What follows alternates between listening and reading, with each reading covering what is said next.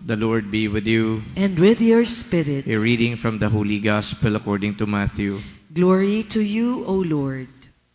Jesus said to the crowds, Amen, I say to you, among those born of women, there has been none greater than John the Baptist. Yet, the least in the kingdom of heaven is greater than he. From the days of John the Baptist until now, the kingdom of heaven suffers violence, and the violent are taking it by force. All the prophets and the law prophesied up to the time of John. And if you are willing to accept it, he is Elijah, the one who is to come. Whoever has ears ought to hear. The Gospel of the Lord. Praise to you, Lord Jesus Christ. Kanina po sa introduction about the saint whose feast we celebrate today, or memorial we celebrate today, binanggit ko po na si Pope Damasus, isa sa mga nanindigan at lumaban sa isang heretical doctrine na kung tawagin po nila ay Arianism.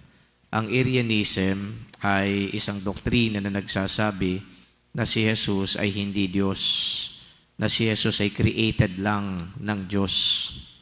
So, He is not divine. He is purely human. So, yun po ang nilabanan nitong si Pope Damasus. Siyempre bilang Santo Papa, ang isa sa kanyang mga misyon o di kaya trabaho ay i-strengthen at i-defend yung purity ng Catholic faith. Kaya kung merong ganito na mga nagtuturo na taliwas sa pananampalataya, kinakailangan siya bilang pinuno ay magsasalita.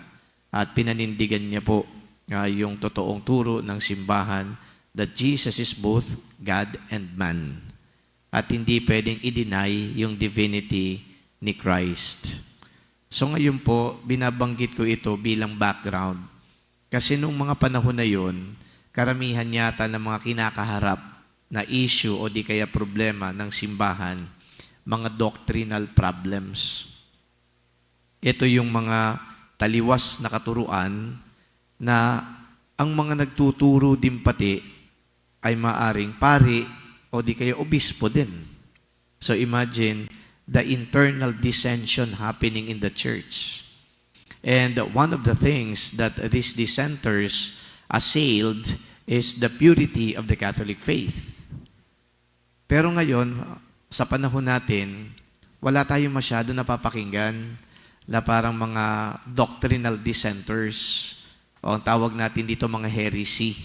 Heresy meaning na ito yung mga turo na hindi umaayon, kundi tumataliwas doon po sa opisyal na katuruan ng simbahan. Wala tayong masyadong napapakinggan ganito, kundi mga intriga lang na di umano ay mali yung tinuturo ng simbahan, pero intriga lang yan. Pero yung mga seryoso talaga ng mga heretical doctrine, it happened, many centuries ago, at yun talaga ang kinakaharap na problema ng simbahan. Ngayon nga, nung binanggit ko na sa panahon natin, ang kinakaharap natin ay socio-political, issues and problems. At dito na i-involve ngayon ang simbahan, lalong-lalo na dito sa Pilipinas. Ano ang ipinapahiwatig sa atin ito? Ang simpleng pahayag sa atin kung bakit tila baga ang simbahan ay ando dun lagi sa mga usapin, magpadoktrina man yan, o di kaya socio-political issues. Ibig sabihin yan, ang salita ng Diyos, hindi mo pwedeng i-confine lang sa isang issue. Ang turo ng Diyos ay hindi pwede na ando dun lang siya sa box at yung box na yun ay puro doktrina lang, puro pananampalataya lang. Ang salita ng Diyos, dapat yan ay ini-apply sa lahat ng aspeto ng buhay ng tao.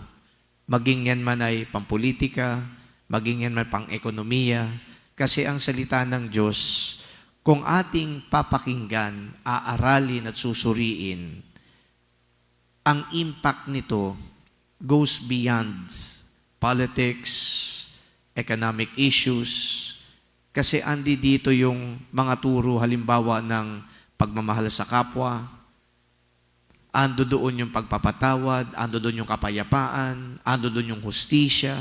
At ang lahat ng yan, makikita natin sa mundo na ginagalawan natin. We talk about justice, for example. Noong kamakailan lang, si Jesus ay nagalit sa mga nagtitinda. Doon po sa loob ng templo, it's a matter of justice kasi may panloloko na ginagawa. Ano yung mga panloloko doon? Yung palitan ng pera, pababa yung palitan, yung kumbaga ay pagbibili ng mga hayop na i-offer nila, dapat doon lang bumili sa loob ng templo. Kapag nasa labas ay yung bibili nila ay mahal ito at hindi naman tatanggapin daw ng Diyos. So yung ganong mga pambobola, mahal ang bilihan. So kumbaga, shorten na kumbaga, nalulugi dito yung mga tao na dapat pinaglilingkuran ni Kristo. So when we speak, for example, of peace, napakasimple lang. Kapag halimbawa may mga community na hindi po makatagpo ng kapayapaan, makaranas, makadaman ng kapayapaan dahil sila ay hinaharas, ino-oppress, o di kaya nire-red tag yan. So ando doon ang salita ng Diyos. Kahit sa personal level natin, yung reconciliation sa mga pamilya na nag-aaway-away, ando doon ang salita ng Diyos, pagpapatawad, forgiveness. So the Word of God should not be confined and be applied in one issue alone, such as doctrinal issue. Kailangan na makita natin ang kahalagahan ng salita ng Diyos sa lahat ng aspeto ng buhay natin. But it is just unfortunate that there are people who want to diminish the impacts of the Word of God. Akala nila yung salita ng Diyos, dapat private lang yan. Sa'yo lang yan at saka sa Diyos. Kung ano man ang impact sa'yo niyan, sa'yo lang yan. Walang social dimension. And we are wrong in that assumption. Because the Word of God is a word for all. The Word of God is a word that applies to all. So kaya, kung noon ay ang simbahan, concern niya, doctrinal purity, labanan yung mga taliwas sa mga pagtuturo, nag-i-evolve ang mundo. Nag-i-evolve, kumbaga, yung issues na bumabalot sa lipunan. Pero hindi mo pwedeng mawala ang salita ng Diyos. Kaya nga, in the scriptures, ito po yung nasasaad. Heaven and earth will pass away, but my words will not pass away. Magugunaw ang lahat, pero ang matitira lang at mananatili ay salita ng Diyos. So isn't it proper to indeed consider the Word of God as our guide in everything and in all facets of life? So today, my dear friends, brothers and sisters, even as we reflect on the life of Saint Damasus, a Pope who stood firm in the conviction that Jesus is divine and not merely human, ando doon na makita din sana natin ng misyon ng simbahan ay ang misyon na tumutugma din at nag-i-evolve din base sa pangangailangan ng panahon.